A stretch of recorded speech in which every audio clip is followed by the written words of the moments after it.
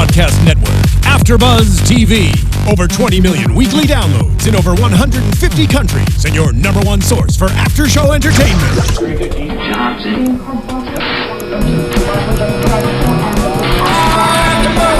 AFTERBUZZ TV, the destination for TV superfans, producing after shows for over 300 of your favorite TV shows, interviewing celebrities and showrunners, and bringing you behind-the-scenes exclusives. All thanks to E! Entertainment's Maria Menounos, producer Kevin Undergaro, and internet leader Akamai. Now, let the buzz begin! Oh, hello out there, Project Runway fans. What is this music that you're hearing? It is from Finding Neverland, the theme of this week's episode of Project Runway, Broadway or Bust. It's season 14, episode 8, and with me as always, the gorgeous ladies of our AfterBuzz show. Vivian Adobe, you guys can always interact with me at VivaciouslyViv. And Michelle Uberreste, and you can find me on Instagram and Twitter at Uberreste. And I am your The Runway Queen on Twitter and Instagram, Amanda Fields Bennett. We are coming to you live from the brand new, gorgeous AfterBuzz TV studio. Yes, it's brand new and spanking. And it's hot. But you know what? It's California, and even though it's fall, it's like, I don't think so. It's still going to be warm outside. We are ready to keep it hot with the runway. Ooh, that's smooth. This is a very exciting challenge. We have 8 designers remaining. So that's exciting in and of itself. We have Tim Gunn saying, designers, come with me. You're going to go on a little field trip. It's going to be a surprise. And the designers get to see Finding Neverland, this incredible Broadway show, and they meet Tim and Matthew Morrison right away. From Glee. Yes, and he is the infamous teacher, Mr. Will Schuster on Glee. Yes. Can you tell that I'm a Gleek? And they were all Gleeks too. Oh yeah. They were totally fangirling. And I say fangirling because the majority of the final 8 are female, so it was a literal. And even Matthew noticed that and said, hey, wow, the women are really strong this season. And I don't know about you and you out there, but I always loved Glee. Well, of course, for the writing and the beautiful music, but also the fashion. It was a very, fashionista show. And side note, I was lucky enough to be just a featured background performer on an episode. So I got to be on the set for 2 days because they didn't get to our scene on the first day. So I was really excited. I was like, we get to come back again? OMG. Wait, did you get to interact or see Matthew Morrison? I did not see him, but I was in a scene at NYADA, their fictional New York theater and music and drama school. And so I was dressed as this fashionista ballerina. And it was Kurt Hummel's first day at NYADA. And he was very intimidated. We were supposed to intimidate him. Oh. But anyway, back to the show. I think we were all very excited that the designers got to go to Broadway. What did you guys think about that initial challenge? I think it was pretty cool that they actually got to go to the show and watch it. A lot of times in Project Runway, you get just a little peek of something and then you have to run off and sketch. They had the whole day off. They could actually sit and enjoy the show and take it in and be inspired and not be so crazy rushed. Mm-hmm. Right. And I feel like for the past few challenges, it's been very kind of scatterbrained. They feel scatterbrained the whole time, and I don't think that's the best for their creative process, but this time you could see that they were in the moment, they were enjoying it, and it was nice for them to have a little bit of a break. Yeah, I think it was a little treat. Especially after coming from their second unconventional materials challenge. Definitely. Which was very exciting to watch. I thought that was the best. It was better, much better than the paintball situation. Right, and this was actually my most favorite challenge, at least for the past couple episodes, maybe of the whole season, because I thought that the musical would really inspire them and give them hope and make them dream and do all this creative, magical stuff, especially with nothing restricting them, essentially, besides a $250 budget. But. Yeah. Have you ladies been lucky enough to see a Broadway show? I haven't. I saw Lion King. Oh, did you see it in New York? Yes, on Broadway. It was crazy. It was so good. So what inspired you from that show? What inspired me? So Lion King is one of my favorite Disney films of all time. So to see it on Broadway, it just made me feel like, ooh, this is it. Like, and Elton John wrote the music for that and sang also with Alan Menken, I think. And so that was one of the great like dynamic duos of music. And I love how all those Disney movies from my childhood and probably your childhoods too, they were basically musicals. Right. Yeah. And music is such a big, emotional, it pulls out emotions from you. So that's why I thought this would be perfect, because if it wasn't the amazing acting or the amusing set, the music would inspire them. I mean, it looked like all of them were crying at some point. So I mean, music really is the universal language, and I already got chills watching them just watch the show on TV. But I used to live in New York, so I did take advantage of the TKTS booth in Times Square. If you guys don't know about it, and if you're in New York City, go to that booth in the middle of Times Square. It's called TKTS, short for tickets. And they have a list of shows there, and you can get last-minute seats on the cheap because they're trying to fill these theaters. And so some shows might have been out for much longer, let's say Chicago. It's a very exciting show, but it might not be as much of a sell as something that's brand new. So it's kind of like a great place to get to see amazing theater. Oh, I'm reinvigorated to go see some shows. But one thing that was really cool too is that New York felt more of a centerpiece this episode. I feel like the last few episodes we kind of forgot that that's where they are. Maybe because they were off in Brooklyn or Queens or wherever the hell they were. In a field playing paintball. Right. Which could really be anywhere. But they're in the fashion capital. And we definitely felt that this episode. And also when they got to go to Mood. So Yes, and so speaking of Mood, this week the designers got a $250 budget, which I think might be the most this season. And they have 30 minutes to shop. And they have this creative freedom this week. So Tim Gunn says, really go for it. It's not a costume, which I thought it might become costume design this week, which I was already excited about. But then Tim said, no, it's actually wearable clothing. It's just inspired by Finding Neverland. So I don't know about you, but I was a little let down that it wasn't costumes. I don't think they ever really do costumes on the show because they want to focus on fashion, and there is a huge difference. Yes. To me, and it's really easy to do costume. It's not as easy to do fashion. There was an episode that the designers designed for female wrestlers. That's on this. I don't know. I saw that one. That was and it was when Michael Kors was a judge, so it's a while back. Yeah, it's a throwback. I will never forget it. So this is what stood out to you in Mood. Well, besides the return of Swatch, which was quite exciting, Lindsay's nerves. Oh my goodness. Even before we got into the challenge, she was so freaking nervous, which makes sense because she's was in the bottom 3 times. So I can understand. But I would think, go time, like focus. And she just, even in Mood, seemed like the nerves were getting the best of her. And Edmond kind of looked scatterbrained to me in this in Mood this time, because he just wanted every color. I'm like, how are you going to put that together? Yeah. Feathers, this kind of fabric, that kind of fabric. Bells, where are you going, whistles. Edmond? It's like, where's your vision? But I mean, eventually it got together. Sometimes I think when they give so much reign to the designers, like, you can do anything, there's no rules. It's good on one hand because you can do whatever you want, and if you have real inspiration to do something, you can just go ahead and do it.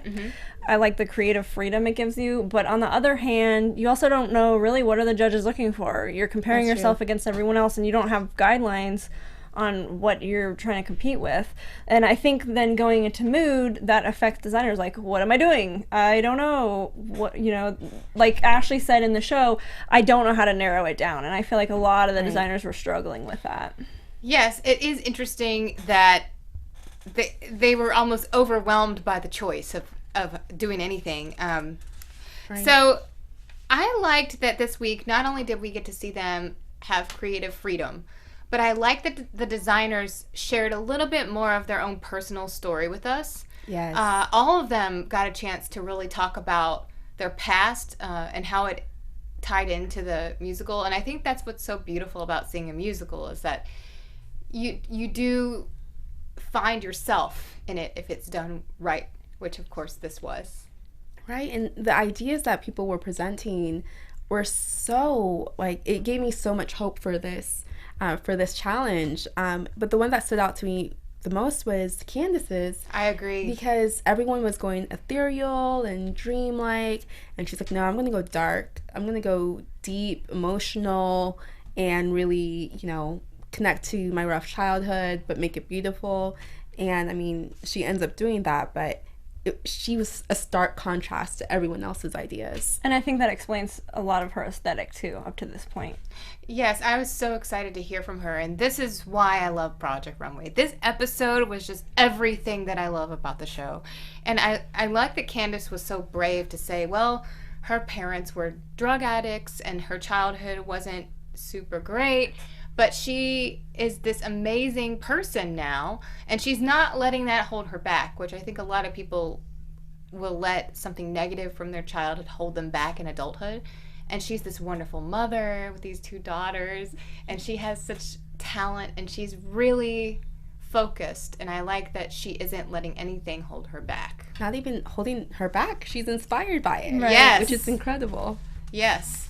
So, with all of that being said, in the workroom, when all the designers are bringing their fabric back from mood and starting to pin and drape and put things together, was there anything that really stood out to you? Tim Gunn. Yes. Oh, speaking of Tim Gunn, I almost forgot. He had a quote of the night in mood. And thank you, Michelle. You pointed it out. He was in mood, and Edmond was talking about, well, I'm thinking about dreams, and I dream in color. And Tim said, well, that's all I need to hear, because I dream in black and white and shades of gray. and then I say, well, how many shades of gray, Tim Gunn? How many? Is it 50? Just wondering. More than we're comfortable. And then he's like, too much information. I'm just going to cut some fabric out of it. So, yes, in the workroom, Tim Gunn comes around and talks to all the designers. And I love what he says to Swapnil.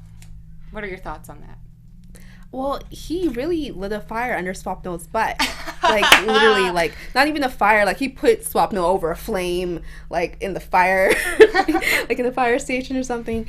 Because, you know, he was saying, like, I believe in you. You're creative. You have this great aesthetic. But at the same time, you're giving 40%. You're being lazy. You could do more. Go time. What are you doing? He's wasting it. Yeah, wasting the opportunity.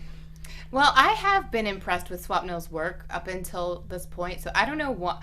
I understand that they want to bring out his best and that maybe he has more to give, but also I don't know really what... I don't know why he feels he's not performing at a higher rate, because his work is stunning. Right. I don't know. I feel like... Part of me feels like it's a fabricated narrative.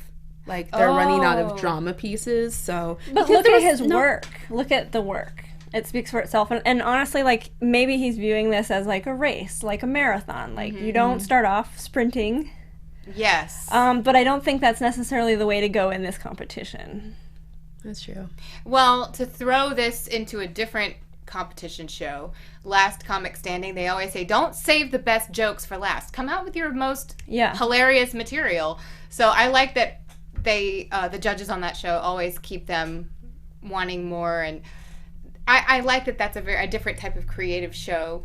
But this, I wish the judges, well, I like what they had to say tonight, but I want them to give them even more of that push. Like, right. I want the judges, I feel that there's a little bit of something like a wall in between the judges and the designers. Except for Nina Garcia. Nina gives it every single week. She does not hold back.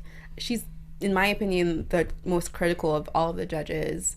Heidi, sometimes she's like, well, maybe but I don't. If you squint, turn your head. I love like Nina's just like, no. I don't think so. That's not working for me. But you also have to wonder, what are you not seeing? Like, when we had critiques, it would be like 20 or 30 minutes just for each design. They have to cut it down to like a minute or two for each designer. That's true. So you don't really know what is being said or what's being missed. They really do try to like tell you like exactly what's wrong or what you could have done wrong, or try to find out what happened to you in the workroom. Because a lot of times it is your attitude. If you get defeatist and you get, discouraged, a lot of times that just ends up, your frustration is translated into your garment. Right. I've seen that before. I think we all so have. many times. I like that the editor of Project Runway, or editors, are almost like the designer of the show. Yeah. It's like they've made the show, but then these editors are the real creative designers. They're weaving the story together for us every week.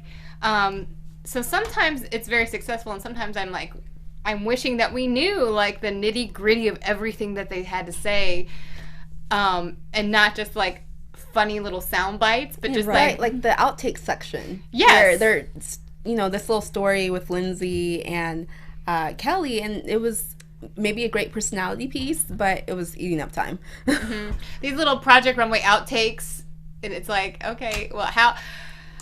Put them on the website. We don't want to see it on the show. We have said this again and again, and you're probably getting tired of it. But I just have to say, we really wish that the show was an hour instead of an hour and a half, because I think they're showing too much fluff and not enough stuff. Yeah. Right. So we're ready for the nitty gritty.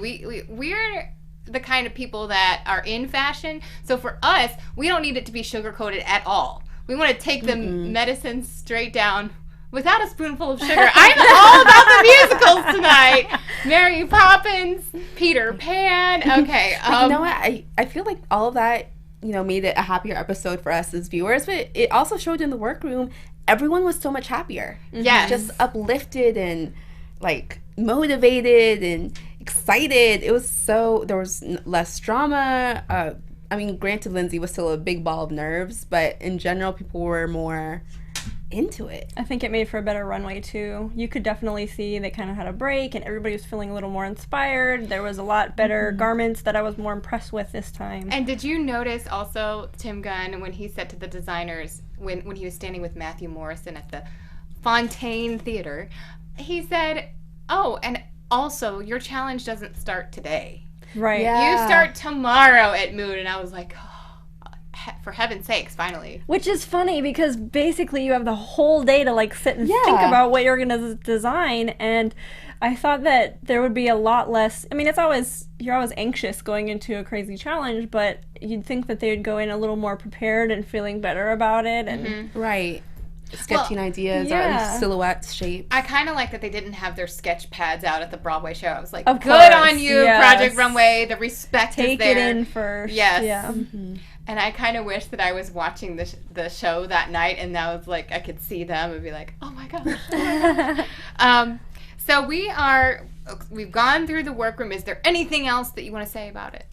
I would say that doubt and comparison. Marlene brought this up, and I felt like that's something each of the designers have struggled with, in the different episodes to an extent, but it was really apparent with Marlene because she was having like not writer's block, design block for a while. And Lindsay was having it, and Ashley was having it. So many people. Well, Laurie was also throwing shade at Marlene. She was like, oh, well, if you take a piece of fabric and throw it over the mannequin and you cut armholes, you have a dress. And it's like, really? Because you can't seem to do that this week. Right. Yeah, she was very spicy She was this being episode. a hater. Hateration is back. Hateration. Holleration. Yeah, and she's also not really good with criticism, which they mentioned. And I wonder if it was more this week that she wasn't good with it, because I haven't really noticed that before. Well, remember with the model in the previous episode, the model was trying to like help her a little bit, and she wasn't receptive. Yeah. So we have our runway show tonight, and we have our runway rundown for you, and we're going to show you the images of each look, and we also need to add that the guest judge this week is Coco Roja. And I know that I love her. She's one of my favorite models because she came from a dance background like I did. She was discovered doing Irish step dancing. Oh, cool. And she, when she first started modeling, she shot with these major photographers who were kind of used to models doing shoots in a certain way. And she came in with these big movement poses with her body and just doing all this over the top stuff that was really amazing and very fashion, and putting her body at angles that made the clothes look even more exciting. Yeah. And I think I read a story about how one photographer stopped for a moment and Coco was wondering, did I do something wrong? And he said, no, you're going to be a lot of fun. and so I just really appreciate that she is a hard worker, a fabulous model, so beautiful, and a mom.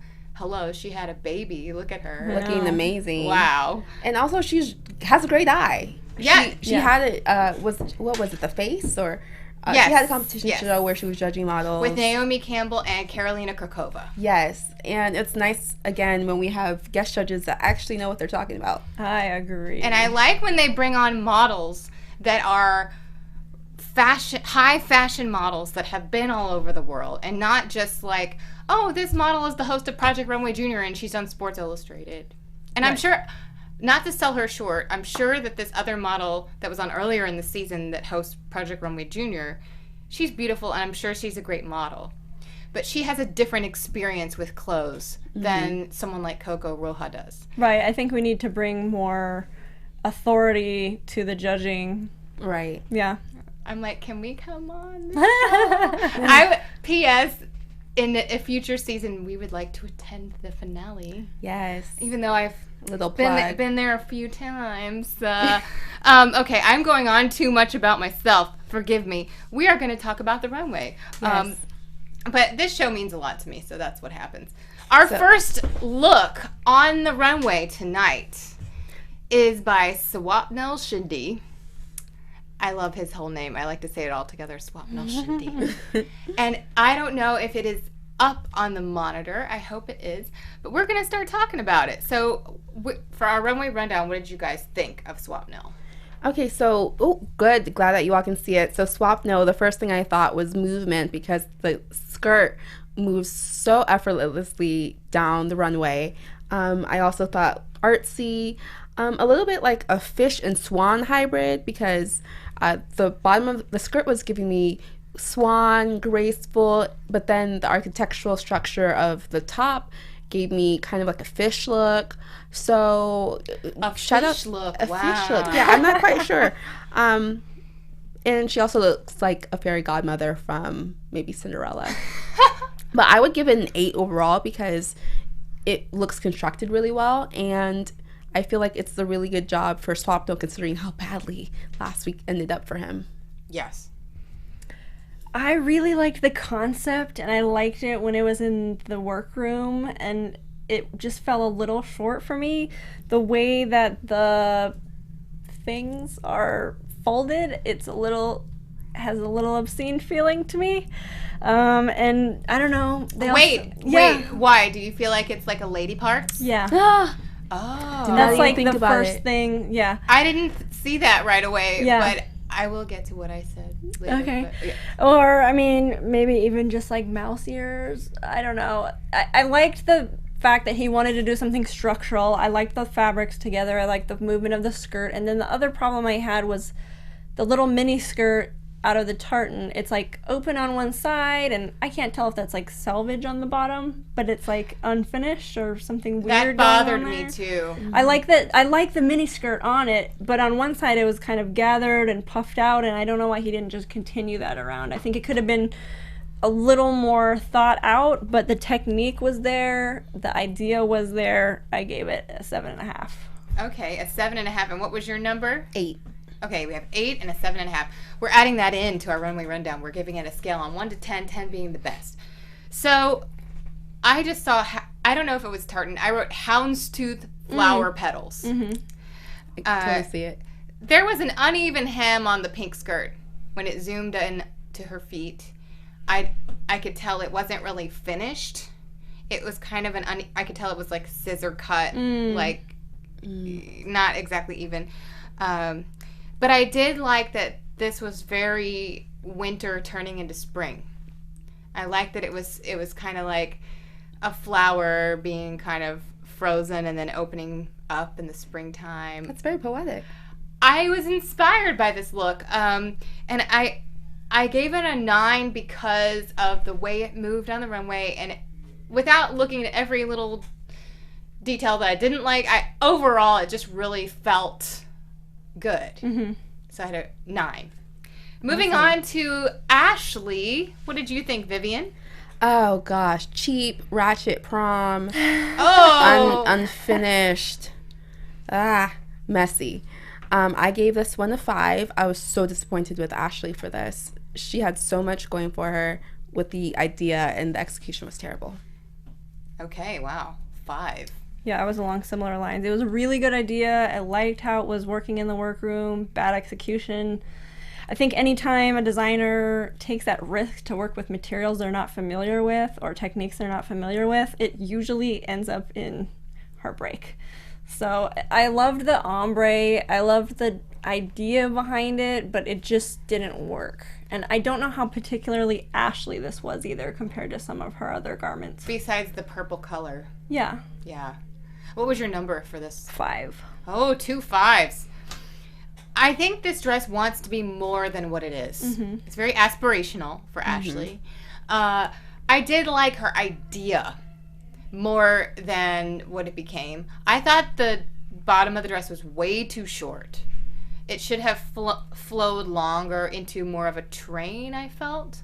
And I kind of wanted the side of the skirt to be able to move more so the model could even take it in her hand and kind of play with it. Flow. Yeah. Like, I didn't like how it was sewn together with the ruched part of the skirt when they were judging it up close. It was so, like, stuck together. I wanted the base of the dress to be one dress, and then the panel to be separated. I think that would have been way better. More fun. So that was, I thought it was horrible construction, and this model is amazing, and I can't believe she couldn't get the fit right on the bodice. So what would you give her for your number? 7. Because I liked the idea so much. And I maybe I was being too nice on that one. Okay, we have Candace coming up next. And I subconsciously did the pose that the model did. I don't know why. Mirroring. So, Vivian, what did you think of Candace? Pirates of the Caribbean 8. Gothic medieval diva. Modern wench. I actually felt this was kind of costumey, but it worked because the pants were really nice. The bustier made it more modern.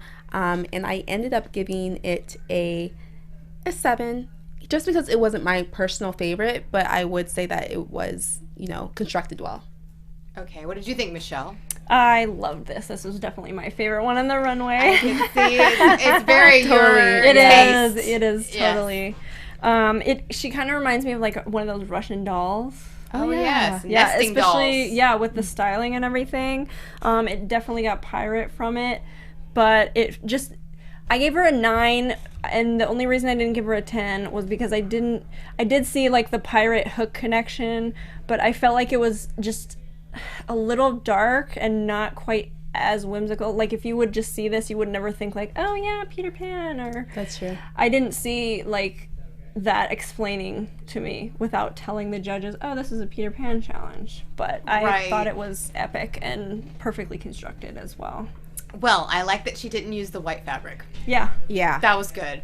For me, I did not understand why the judges were going on and on about how she knows how to use leather, because this bodice did not fit right.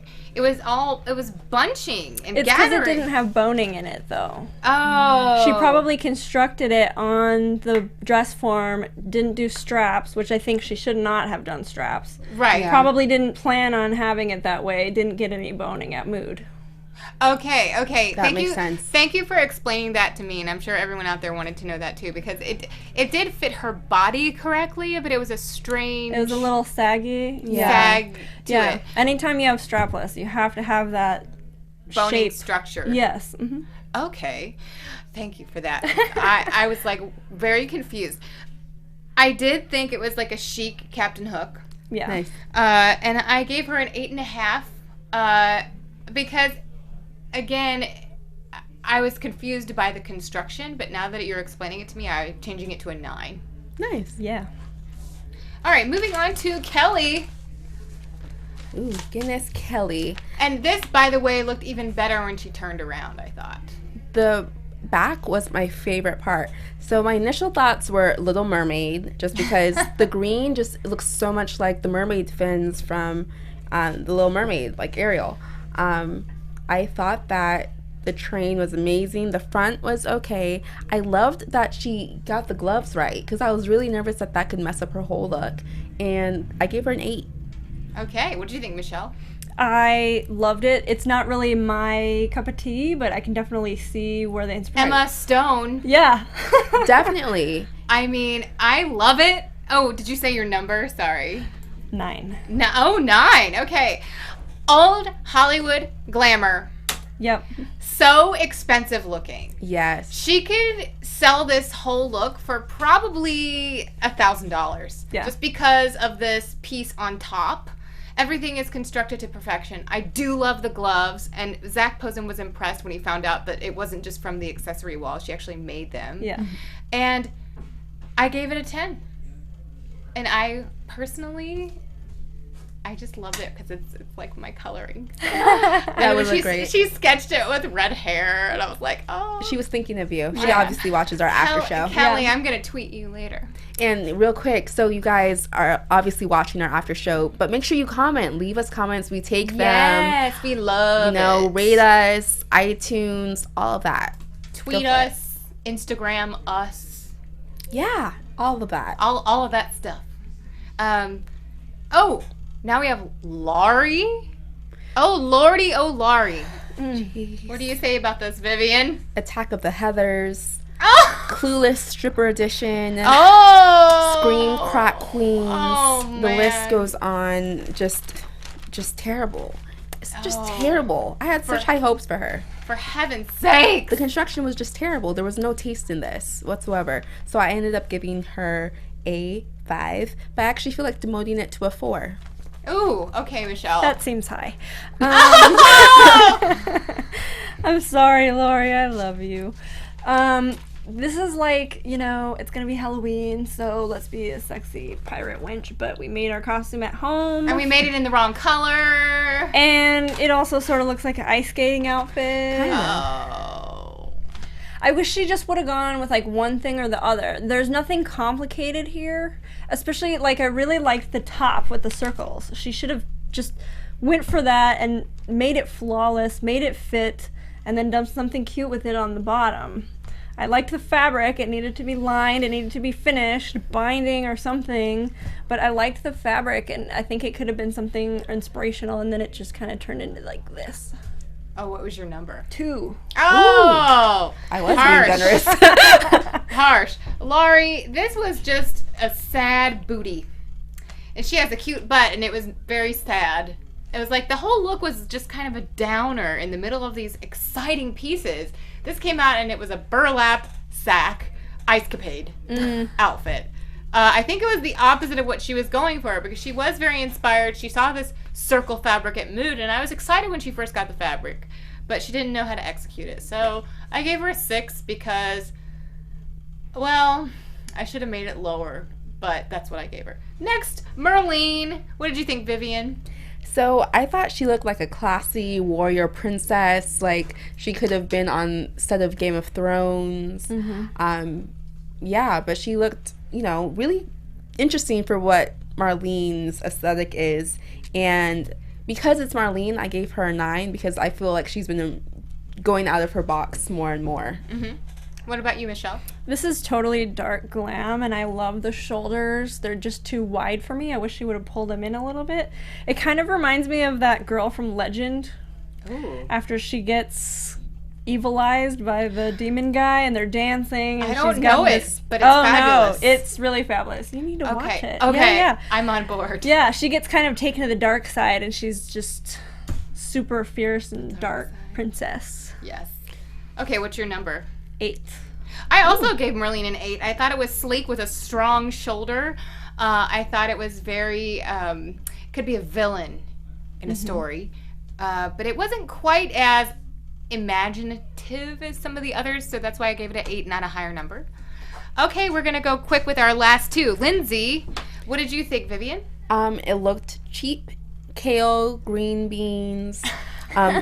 this was an easy bake oven dress for Lindsay because she put not that much effort. It looked like she was in the workroom, like she was going to put more effort, but the execution looks like it took her maybe 20 minutes to just sew it together from a pattern that you got from Walmart. Okay. Project Runway by the pattern. All right. What did you think, Michelle? To me, this is like Tinkerbell grew up, became a mom with bad taste. Oh! She lost her. She looks lost her way. real, like, almost maternity. It's too covered up, and I get that she was going for something weird up here and then kind of flowy in the back. I actually love the tails. The skirt is cool for me, but the color killed it. And then the shaping up here, the fit, I feel like it could have been more imaginative. Even if she would have done this in another color, it would have been better, but I still don't like that just square. Oh, what was your number? 4. All right, Lindsay. I just thought it was the maternity green giant. I just had a problem with a woman designer designing something for another woman and not understanding how to fit her breasts. Right. I had a real problem with that, and so for me, it was a 5 because at least it was a good color and it flowed well on the runway. But this model is beautiful. She has an amazing body, and then Lindsay manages to make her look frumpy and dumpy. So Edmond is next, and this was very exciting when it came out. What did you think, Vivian? I loved this one. I don't know if it was, it probably was my favorite. So I ended up giving it a 9 because it made me think of a 90s supermodel going to an after party after New York Fashion Week. Fabulous. Just dramatic, Yes. fierce, Yes. confident, sexy, and the pants, so well done. Without the coat, I feel like it's wearable for almost anyone. Well, not almost anyone, but, for most people, they would want to get it. Big things, but I could totally see this in a magazine. I thought it was super high fashion. It gave me the feeling of like flying through the clouds at night because it's a little more dark. I just had a little bit of a disconnect between the underneath outfit and the coat. To me, it didn't really go together, especially with the straps and everything. It was like a totally different feeling, totally different outfit. I love the pants. I think the jacket was really creative. So but what there's number just did you give it? something weird in between. I gave him an 8. Okay. Well, for me, this is something that's either going to be on the best dress list or the worst dress list, depending on your taste. I thought it was stunning, strong, sleek, and sexy. Very imaginative. I gave it a 10. It was definitely my favorite. So then we get to the top 3, Kelly, Edmond, and Candace. And Candace is the winner tonight. Yeah. Very good. Go Candace. The Immunity. bottom 3 are Ashley, Laurie, and Lindsay is out with that green craziness. And I wrote really big on my paper, about time. Yeah, me too. And speaking of the winner, I just wanted to say, the winner of Project Runway, we haven't done the prizes in a while, $100,000, a Celebrity Cruises luxury vacation for 2, a year's supply of Sally Beauty products, an opportunity to create a limited edition finger paint nail color collection, travel and hotel accommodation to inspiring locations around the world from Best Western, a 2015 Lexus RC 350, a year's supply of Mary Kay products and professional makeup artist services for their debut show, a complete sewing and crafting studio from Brother Sewing and Embroidery, and the winning designer and model will receive a fashion spread in Marie Claire magazine. How fast can you say that? I just wanted to add all that in. I'm sure you watched the show and you've seen it, but we haven't really discussed that prize package. It's pretty epic this year. And speaking of epic, we want to follow these epic ladies online. Where can we find you? So you guys can always interact with me at vivaciouslyviv on Twitter and Instagram, and also vivaciouslyvivian.com. And you can follow me at Uberreste on Instagram and Twitter. You can follow me, Amanda Fields Bennett, on Instagram and Twitter at The Runway Queen. And I'm also on Facebook, just Amanda Fields Bennett if you still use Facebook. And we will see you next time, and we'll tweet you throughout the week. From executive producers Maria Menounos, Kevin Undergaro, Phil Svitek, and the entire AfterBuzz TV staff, we would like to thank you for listening to the AfterBuzz TV network. To watch or listen to other after shows and post comments or questions, be sure to visit AfterBuzzTV.com. I'm Sir Richard Wentworth, and this has been a presentation of AfterBuzz TV. Buzz you later! The views expressed herein are those of the hosts only and do not necessarily reflect the views of AfterBuzz TV or its owners or principals.